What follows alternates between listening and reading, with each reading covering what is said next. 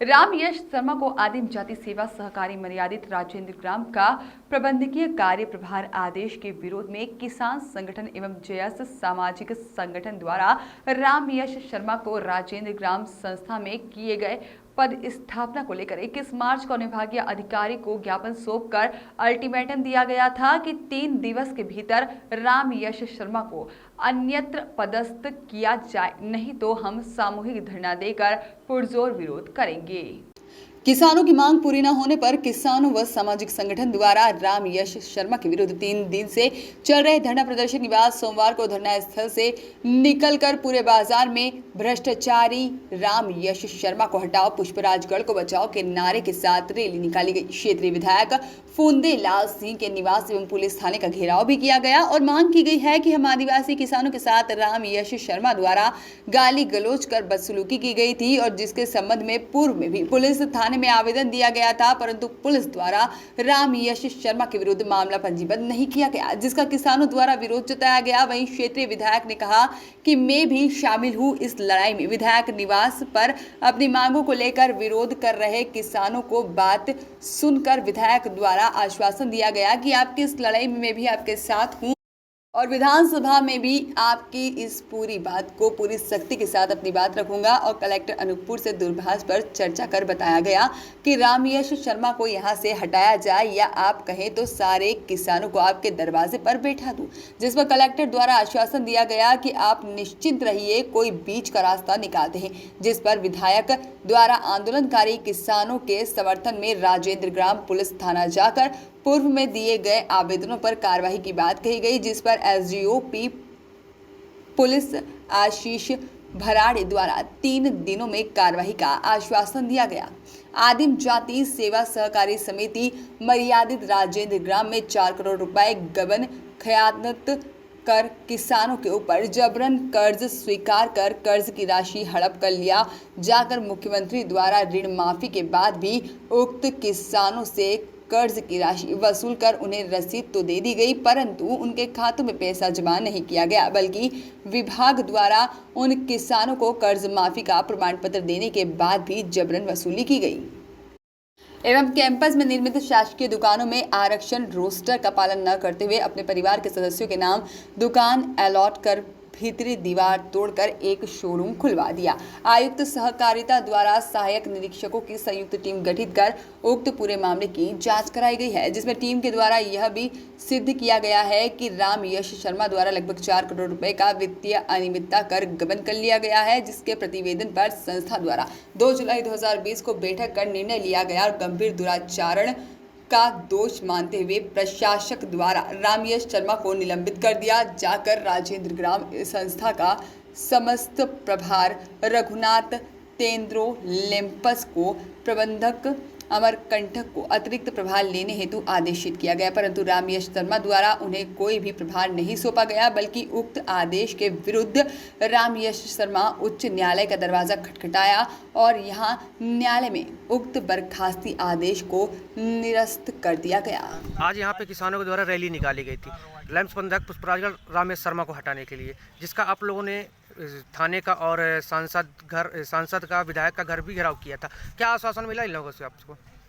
अब अभी तो भूलवात है सबको, हम लोग परेशान हैं। कई बार हम लोग कई जगह निवेदन किए, मगर हमारे निवेदन में आज तक कोई सुनवाई नहीं किया गया। पता नहीं उनको बड़े बड़े अधिकारी कोई वीडियो शर्मा है, उन्हीं के शरण में है, तो उन्हीं के द्वारा वो यहाँ पुनः आ जाता है, हैं? नहीं, हम लोग कई बार उन शासनों पे आज विधायक से भी बोले, एसडीएम से भी बोले, थाने में भी गए, हर जगह गए, मगर आज तक हमारे ऊपर कोई कार्रवाई जो है तो सुनवाई जो है तो नहीं हो रहा है। और अगर ये शर्मा यहाँ से नहीं हटेगा तो निरंतर हमारा ये आंदोलन जारी रहेगा, मेरा यही कहना है। क्या नाम है? मेरा नाम नर्मदा सिंह मरावी शिवरी चंदास। आज किसानों के द्वारा और जय संगठन के द्वारा यहाँ पे 3 दिनों से लगातार हड़ताल, अनिश्चितकालीन हड़ताल किया गया था और आज आप लोगों ने रैली भी निकाली थी, जिसमें सांसद और विधायक और थाने का भी घेराव किया था। क्या आश्वासन मिला आप लोगों को यहाँ से? हाँ, अभी हम विधायक जी के पास भी गए थे, तो विधायक जी का आश्वासन हमारे साथ खड़े हैं। उन्होंने बोला कि मैं कार्यवाही के लिए प्रशासन से बात करूँगा। उन्होंने कलेक्टर साहब से भी बात किया है, कि संदर्भ में कि इनके खिलाफ जो है सख्त कार्रवाई किया जाए। और जब हम थाने में एसडीओ साहब से भी मुलाकात किए तो एसडीओ साहब भी बोल रहे हैं कि मुझे 1 सप्ताह का टाइम दीजिए, मैं कार्रवाई करता हूं बोले। और हमारे संगठन ने मांग किया है कि 3 दिवस के भीतर कार्रवाई हो। जब तक कार्रवाई नहीं होगी हमारा आंदोलन जो है अनिश्चितकालीन चलता रहेगा। ऐसा क्या है कि मतलब बार बार से ही उसको यहाँ पे लाया जा रहा है? किसका सहभागी है वो? किसको कुछ सपोर्ट कर रहा है उसको? अब सहभागी हम क्या बताएं, प्रशासन शासन जिसकी होती है संरक्षण उसी का हो सकता है। तभी तो ये 4 करोड़ के गमन के बावजूद भी उस व्यक्ति को आज तक यहाँ पिछले बार भी विरोध हुआ, इसके बाद भी दोबारा उसका पदस्थापना यहाँ किया जाना, ज़बरदस्ती दबाव बनाकर किसानों को ये कहा जा रहा है कि तुम मेरा कुछ नहीं कर पाओगे, मैं दोबारा यहाँ से आ जाऊँगा। अब उनका कहना है कि मैं बीडी शर्मा का भतीजा हूँ, तुम लोग मेरा कुछ नहीं कर पाओगे। और वो पूरे दम के साथ दोबारा आके यहाँ पे पदस्थ हो गए। और आज फिर हमारे किसान भाई उसके खिलाफ आक्रोशित हैं और जब तक उसको यहाँ से नहीं हटाया जाता हमारा आंदोलन निरंतर चलता रहेगा। क्या नाम है? दिनेश श्याम। आज किसानों के द्वारा और जय संगठन के द्वारा यहाँ पर रैली निकाली गई जिसमें रामेश शर्मा को हटाने की मांग की जा रही थी, तो आप क्या कहेंगे? देखिए, उनको हटाने के लिए मैं स्वयं मध्य प्रदेश विधानसभा में हमने ध्यान आकर्षण लगाया था और ध्यान आकर्षण लगाए लगभग 6 साल हो चुका। माननीय विधानसभा से निर्देश प्राप्त हुआ था कि उसको उस स्थान से पृथक कर दिया जाए, अलग कर उसका जो है पदस्थापना किया जाए। ये विधानसभा से निर्देश था तारांकिक प्रश्न में। और जब यहाँ सभी संगठन के लोगों ने जब विरोध किए तो माननीय कलेक्टर महोदय उसे पृथक भी कर दिया, अन्यत्र भी कर दिए थे। लेकिन माननीय उच्च न्यायालय के नाम देकर के और उन्हें पुनः पदस्थ राजनिग्राम लैंड में किया गया है। मेरा ऐसा मानना है कि जो भी कर्मचारी अधिकारी यहाँ पदस्थ किए जाते हैं वो जनसेवक होते हैं, जनता के निहित होते हैं। किसी भी अधिकारी के प्रति जब भी जो जनता जिसके लिए सेवा करना है और वो यदि उसका विरोध करते हैं कि ये व्यक्ति हमको नहीं चाहिए अधिकारी, तो प्रशासन की भी जिम्मेदारी होता है और सरकार की भी जिम्मेदारी होता है कि उसे तत्काल वहाँ से अन्यत्र कर दें। यदि वो बहुत अच्छा वर्कर है तो ये मध्य प्रदेश में और कई जगह स्थान भी पद भी होंगे। बार बार उस व्यक्ति को यहीं ला करके और सरकार क्या बताना चाहती है कि पुष्पराजगढ़ में अमन चैन ना हो, यहाँ के जनजाति समुदाय के लोग जो जंगल और पहाड़ों में निवास कर रहे हैं उनको न्याय पाने का हक नहीं है।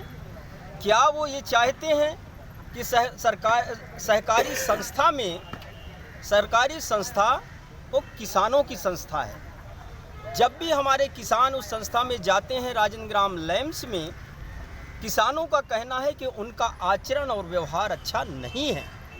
यदि उनके आचरण उनका व्यवहार किसानों के हित में नहीं है तो मैं समझता हूं कि उन्हें तत्काल हटा देना चाहिए।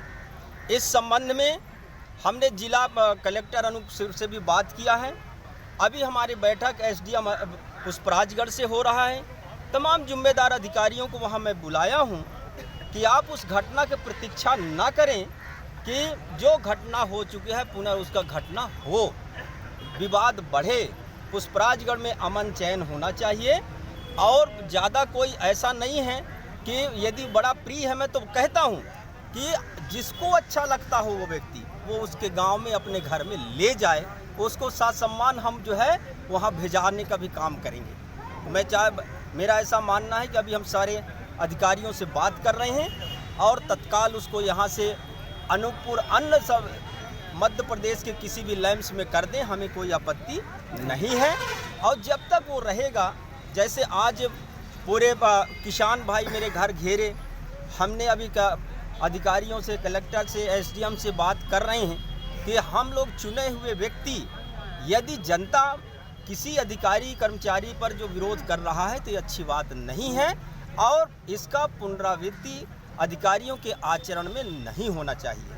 और हम पूरा किसान भाइयों से भी मैं कहता हूं कि जितना होगा, जैसे कि अभी एसडीओपी के यहाँ थाने में भी आप लोगों ने गए थे, मैं भी वहाँ गया था, उन्होंने 1 हफ्ते का आपने समय भी लिया है कि जिन किसानों के साथ उन्होंने अभद्रता किया है, गाली गलौज दिया है, गाली गलौज करना किसी अधिकारी कर्मचारी का हक नहीं है। इसीलिए बाबा साहेब भीमराव अंबेडकर जी ने बहुत सारे नियम, धारा, कानून, व्यवस्थाएं दिए हैं। उस संविधान का सबको पालन करना चाहिए। और यदि किसी ने इस तरीके से किसी भी हमारे अनुसूचित जनजाति के व्यक्ति के साथ यदि अभद्रता किया है तो उस पर कार्रवाई करने के लिए भी एसडीओपी राजेंद्र ग्राम ने आप सब लोगों के सामने आश्वस्त भी किए हैं। हम उनकी जवाब और कार्रवाई की प्रतीक्षा करेंगे। तब तक हम उच्च अधिकारियों से हम बात करेंगे। और मुझे पूरा विश्वास है कि आप जिस आपका मुहिम और मांग है, जनता मैं भी आपके बीच में हूँ, जनप्रतिनिधि हूँ, मैं आपके साथ हूँ और आपको न्याय मिलेगा, ऐसा मैं आप लोगों को कहना चाहता हूँ। धन्यवाद। KNN न्यूज़ के लिए अनूपपुर से प्रवीण चंद्रवंशी की रिपोर्ट।